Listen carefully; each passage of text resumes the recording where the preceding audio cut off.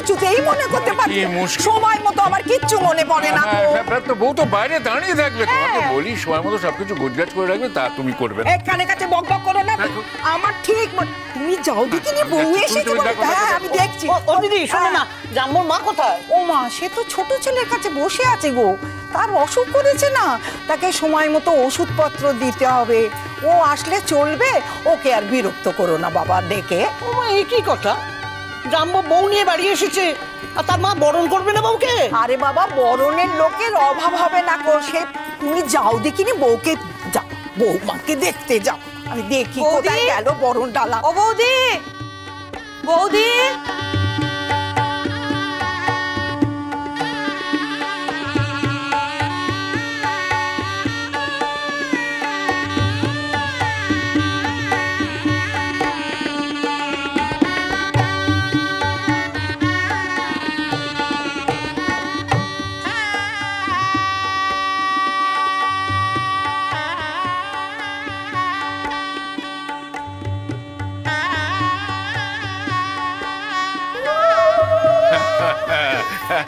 এসো এসো দাদু, দাদু ভাই, আরে দাঁড়াও দাঁড়াও দাদু ভাই, এখন ঢুকো না, তো ব্যস্ততা কিসের? আগে তোমাদের বরণ করবে তারপর ভেতরে যাবে। হ্যাঁ দাঁড়াও। আরে কোথায় গেলে? কি হলো কাজের সময়? ওরে বাবা, বাবাকে সামনে। আরে তুমি এত ব্যস্ত হচ্ছ কেন? মা তো আছে। মা কোথায় গেলে? এই বনি, পিছনে কি করছিস? তাড়াতাড়ি আয় না। এই বাবা, কিছুই অ্যারেঞ্জমেন্ট হয়নি। এক মিনিট। হ্যাঁ মা, ও মা, কি হলো? কি চেঁচাচ্ছিস কেন? কোথায় ছিল? কোনো অ্যারেঞ্জমেন্ট? ওরে সব তৈরি করা আছে, তুই যা না ভেতরে। মা, দুধে আলতার বাটিটা কোথায়? ওরে বাবা, ভেতরে আছে, যা। বাটি নয় থালা। ওই হলো বাবা, হলো। এই জুন এসো এসো এসো এসো। শোনো, আমাদেরই তো সব করতে হবে, বুঝেছো? আমি বাবা যাই না, বউয়ের কাছে যাই। ওগো কি হলো? বলি বরণ ডালাটা নিয়ে এসো।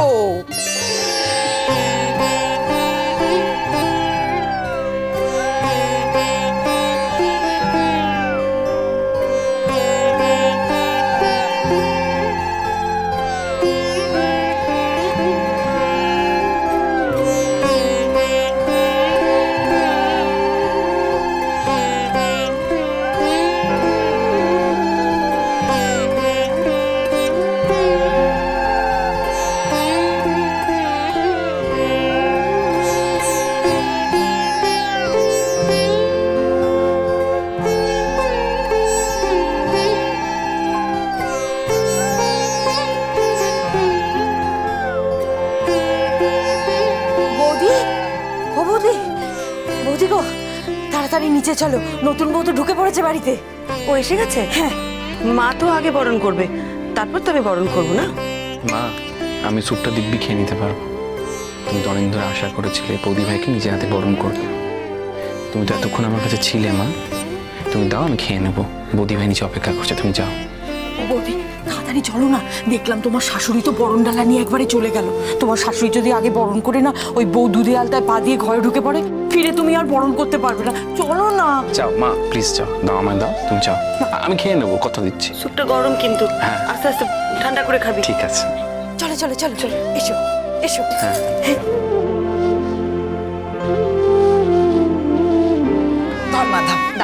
মাগো, যা দুধে আলতার থালাটা নিয়ে আয়। হ্যাঁ আনছি মা। কি হলো দিদি, আর কেউ বরণ করবে না?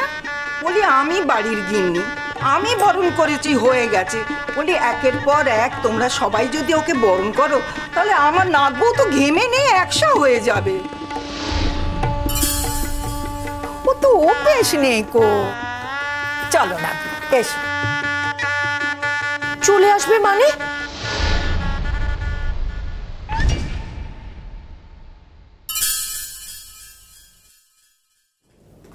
এখনো শাশুড়িরই বরণ করা হলো না, বউ ঘরে ঢুকে পড়বে?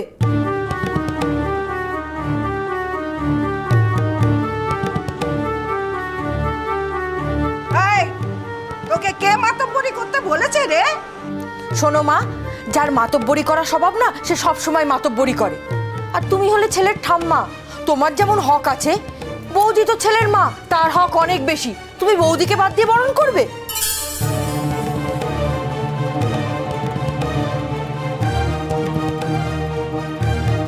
তাই তো, যাও সিমই, এবার তুমি গিয়ে বরণ করো।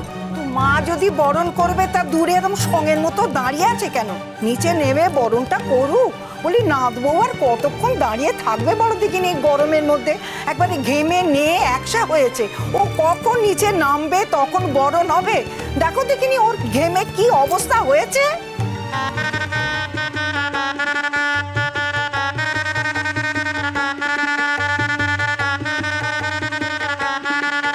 মা এগুলো কি নিয়মের মধ্যে পড়ে?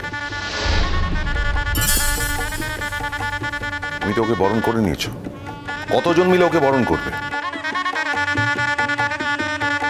যাও ওকে ঘরে নিয়ে যাও।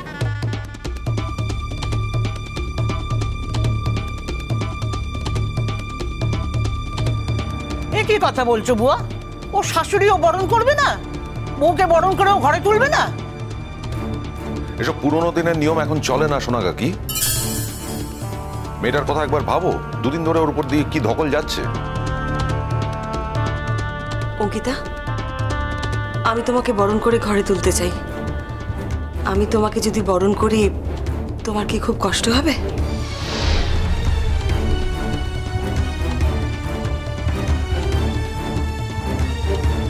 মা, শুধু শুধু এইসব কথাগুলো এখন বলার কোনো মানে আছে বলো তো? হ্যাঁ, তোমার যদি বরণ করতেই হয় তাহলে এসে করে নাও না। অঙ্কিতা তো দাঁড়িয়েই আছে। তোমার কি মনে হয় অঙ্কিতা তোমায় বলবে যে তুমি বরণ করলে ওর অসুবিধা হবে? হ্যাঁ না রে জাম্বো, আসলে এবারের অনেকেই আপত্তি করছে তো, সেই জন্য আমি অঙ্কিতার কাছ থেকেই জানতে চাইছি আমি কি বরণ করব। আন্টি, নিয়ম কানুন তো আমি কিছু জানিই না। যদি বরণ করা নিয়মের মধ্যে থাকে তাহলে ডেফিনেটলি করো। মানে আমি তো এতক্ষণ দাঁড়িয়েই আছি, কষ্ট তো এমনিই হচ্ছে, আরেকটু কষ্ট হলে আমার কোনো প্রবলেম নেই।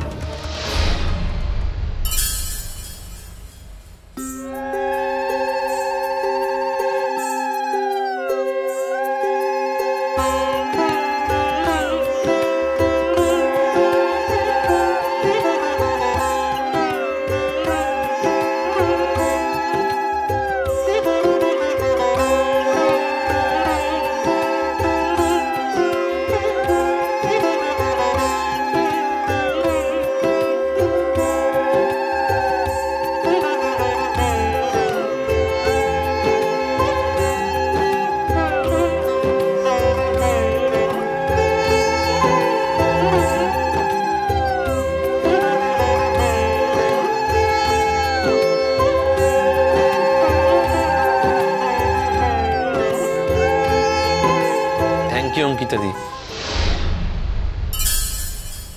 তুমি আজ মাকে যে রেকগনিশনটা দিলে তার জন্য আমি চিরকৃতজ্ঞ। মায়ের অনেক দিনের আশা পূরণ হলো জানো তো। প্রায় আমায় বলতো দাদা ভাইয়ের যবে থেকে বিয়ে ঠিক হয়েছে যে জাম্বোর স্ত্রীকে আমি নিজে হাতে বরণ করব।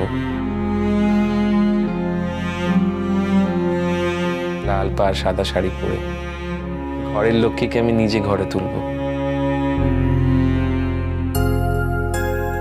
কিন্তু একটু আগে যা পরিস্থিতি তৈরি হয়েছিল তাতে এটা সম্ভব ছিল না। ভাগ্যিস তুমি রাজি হলে। কিরে ডিঙ্কা, আছিস কেমন? ভালো। ডিঙ্কা, তুই নেমে এলি কেন? হাসপাতাল থেকে সবে এসেছিস, উইক আছিস, যা নিজের ঘরে শুয়ে থাক। জানি সাবধানে থাকতে হবে। না, আমি নিচে এলাম একটা দৃশ্যটা দেখার জন্য, যে দাদা ভাইয়ের স্ত্রীকে মা নিজে হাতে বরণ করছে। এটা মিস করতে চাইনি পাপা। আরো একটা কারণে নিচে এলাম জানো তো, এই বাড়িতে মায়ের প্রয়োজনীয়তাটা দেখার জন্য।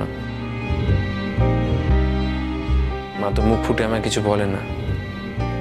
নিচে না এলে আমি জানতে পারতাম না যে মা বৌদি ভাইকে বরণ করতে চায়, এটা তোমরা কেউ সাপোর্ট করো না। কি কথা দাদু ভাই, সব কথা এরকম ঘুরিয়ে পেঁচিয়ে বললে হয়? দেখো, আসলে তুমি তো অসুস্থ ছিলে, তোমার মা তোমাকে নিয়ে ব্যস্ত ছিলেন, এটাই তো স্বাভাবিক। আর সেই অবসরে তোমার ঠাকুমা গিয়ে বরণ করে নিয়েছে। আসলে আমার এই নাত বউটার তো দুদিন ধরে খুবই ধকল যাচ্ছিল, আর ও কতক্ষণ ধরে অপেক্ষা করে, ও তো ক্লান্ত, সেই জন্য তাতে তোমার ঠাকুমা গিয়ে বরণ করেছে। এসব নিয়ে এরকম বললে হয়? না দাদু ভাই, তাহলে ঠাম্মার উচিত ছিল মাকে আগে বরণ করতে দেওয়া।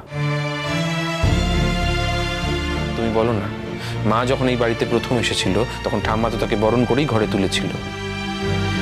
আজকে বৌদি ভাই যখন এসেছে তখন মায়ের তো উচিত তাকে বরণ করা।